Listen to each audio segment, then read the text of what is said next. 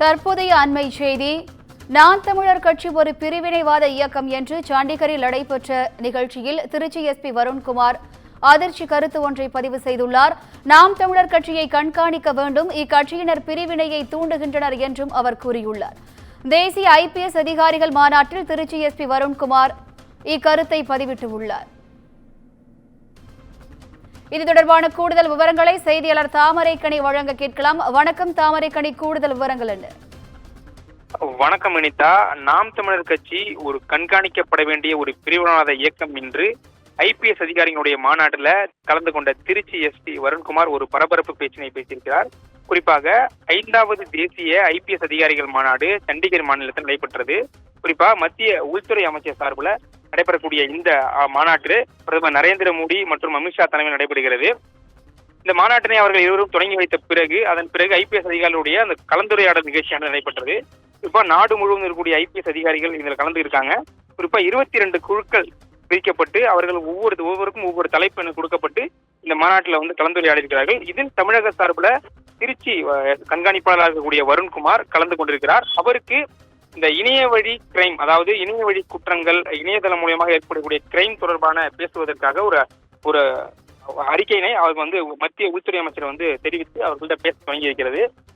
இந்நிலையில அவர் அந்த மேடை பேச்சில் பேசும்பொழுது தனக்கு ஏற்பட்ட சிக்கல், அதாவது இணைய வழி குற்றங்கள் சார்பில், இணைய வழி குற்றவாளிகள் சார்பில் எனக்கு ஏற்பட்ட சிக்கல்களை அவருடைய அனுபவத்தை தெரிவித்திருக்கிறார். அப்பொழுது குறிப்பா அவர் நாம் தமிழர் கட்சியின் தொடர்பாக ஒரு முக்கியமான கருத்தினை தெரிவித்திருக்கிறார். நாம் தமிழர் கட்சியினால் ஒரு கண்காணிக்கப்பட வேண்டிய பிரிவினைவாத இயக்கம் என்கின்ற ஒரு கருத்தினை அந்த இடத்துல முன்வைத்திருக்கிறார். மேலும் நாம் தமிழர் கட்சியினால் தானும் தன்னுடைய குடும்பத்தினரும் இணையதள குற்றத்தால் பாதிக்கப்பட்டிருக்கிறோம் அப்படி என்று தெரிவித்திருக்கிறார். ஏனென்றால் நாம் தமிழர் கட்சியிற்கும் திருச்சி எஸ்பி வருண்குமாரிற்கும் இணையதளம் மூலமாக பல்வேறு சண்டைகள் நடைபெற்றது. குறிப்பா தெரியும், சாட்டை துரைமுருகன் கைதுக்கு பிறகு பல்வேறு கட்ட பிரச்சனைகள் இரு தரப்பிலும் நடைபெற்றது.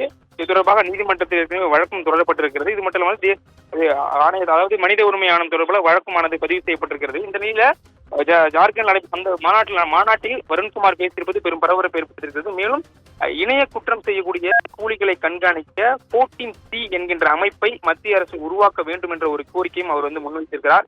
ஏற்கனவே நாம் தமிழர் கட்சியிற்கும் வருண்குமாருக்கும் பல்வேறு கருத்து வேறுபாடுகள் ஏற்பட்டது. அதுவும் குறிப்பாக எக்ஸ் வலைதளத்துல தன்னுடைய குடும்பம் சார்ந்த கருத்துக்களை நாம் தமிழர் கட்சி அவதூறை பரப்புகிறார்கள் என்று கூறி தானும் புதுக்கோட்டை கண்காணிப்பாளர் கூடிய அவரது மனைவி வந்திதா பாண்டியான இருவருமே எக்ஸ் தளத்திலிருந்து விடைபெறுவதாக ஏற்கனவே கருத்து தெரிவித்திருந்தாங்க. இந்த சூழ்நிலையில இந்த IPS அதிகாரிகள் மாநாட்டில் வருண்குமார் பேசியிருப்பது பெரும் பரபரப்பை ஏற்படுத்தியிருக்கிறது. கூடுதல் விவரங்களுக்கு நன்றி Thamaraikani. 9 women have been murdered and their body disposed. He puts out a video and the video is uploaded from a foreign soil. We effect an arrest. We find out who is behind it. He belongs to a Tamil chauvinist organization called Naam Tamilar Katchi.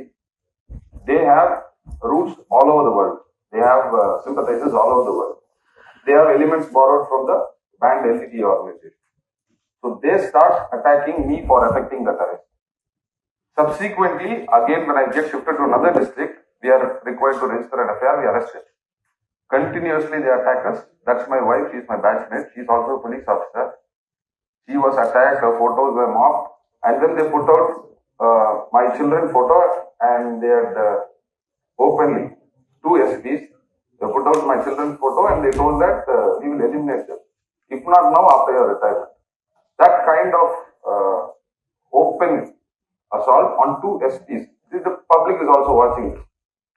Now coming to the point on this topic, we gave a complaint, the government was supportive, the police department was very supportive, 3 FIRs were registered, but it has been 3 months now, we have not got replies from Instagram, Facebook and X, former Twitter. The point being, we have escalated it at highest level. Me as a police officer, superintendent of police, got upset with the way they were responding. So I've gone to High Court seeking a direction to furnish the replies on who posted these threatening and obscene images. And also one of the prayers in the High Court is to order X to take down all those offensive tweets.